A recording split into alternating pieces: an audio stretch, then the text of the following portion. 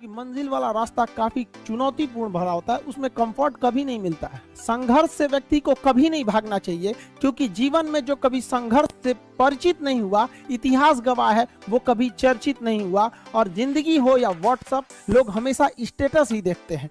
जीवन में संघर्ष का आना बहुत जरूरी है, क्योंकि फूलों की हिफाजत कांटे ही करते हैं, माली तो बहुत बाद में आता है। और रिकॉर्ड वो तोड़ते हैं जिनके रगों में खून नहीं, बल्कि लक्ष्य पाने के लिए जुनून दौड़ता हो। याद रखिएगा, जिस समय आपका किस्मत साथ न दे, समझ जाइएगा कि आपकी मेहनत आपका साथ देगी। किस्मत एक लिफ्ट की तरह होती है, कभी भी धोखा दे सकती है, लेकिन जो मेहनत होती है वो सीढ़ियों की तरह होती है। चढ़ने में तो थकान देगी, लेकिन कभी आपका साथ नहीं छोड़ेगी, आपको अपने मंजिल तक पहुंचाएगी। और बुलंदी पे चढ़ने के बाद आपको घमंड नहीं, बल्कि एक सुकून मिलेगा कि मेहनत जरूर किए, लेकिन अपनी मंजिल तक जरूर पहुंचे। स्टूडेंट लाइफ की सबसे बड़ी खराबी किसी चीज को कल पे टाल देना। आज टीचर्स ने पढ़ाया, कल रिवाइज करेंगे, आज लिखे, कल इसको सॉल्व करेंगे। कल पे कोई नहीं टालना चाहिए। जिसने ये कल किया या हमको ये करना चाहिए, उनको तो असफलता फिक्स है। उसने असफलता की दहलीज पे पैर रख दिया।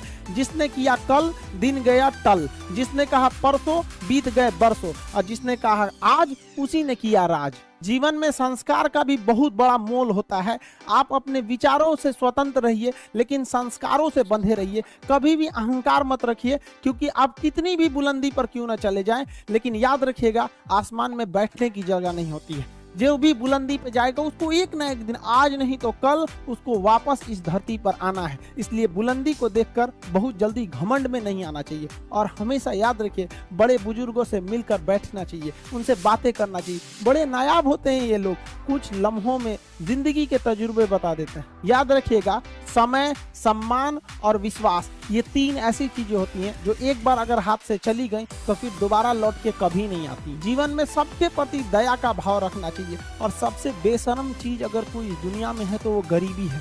कमबख्त उम्र का भी ख्याल नहीं रखती है। और किसी के वक्त का मजाक मत उड़ाइएगा जनाब, ये वक्त है, सबके चेहरे याद रखता है।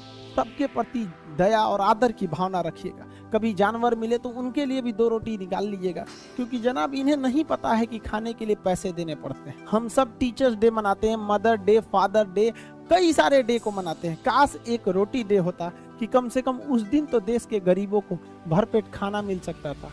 ये जिंदगी है, इसे सीखना बड़ा मुश्किल होता है, क्योंकि जब तक ये समझ में आती है, ये आधी खत्म हो चुकी रहती है। इस जिंदगी में आप चाहेंगे कुछ, मिलेगा कुछ, बनना कुछ और रहेगा।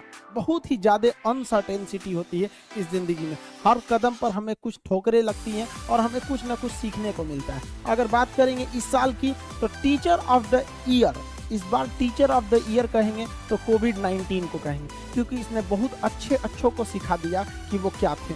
चंद गज 2 गज जमीन में दफनाया गया उसे, जो करोड़ों का मालिक हुआ करता था। सबको समझ में आ गया कि पैसा धरा का धरा रह जाता है, इंसान कठपुतली है। इसलिए मिल बांट कर रहिए, जितनी जिंदगी है एक दूसरे से संपर्क में रहिए, एक दूसरे के दुख में सुख में भाग लीजिए। किसी के सुख में जाइए या ना जाइए, लेकिन दुख में जरूर साथ दीजिए, क्योंकि अपने वो नहीं होते हैं जो तस्वीर में साथ हों, अपने वो होते हैं जो तकलीफ में साथ देते हैं। इस बार इस कोरोना ने बहुत सारे लोगों को, अपनों को खोया। शायद ही कोई ऐसा गांव होगा जहां अपनों ने नहीं, अपने किसी अपनों को नहीं गंवाया हो। तो उन सब की आत्मा को भगवान शांति दे, उनके परिवार के लोगों को यह हिम्मत दे कि वो इस दुख की घड़ी को निपट सके, इससे जल्दी से बाहर आ सके।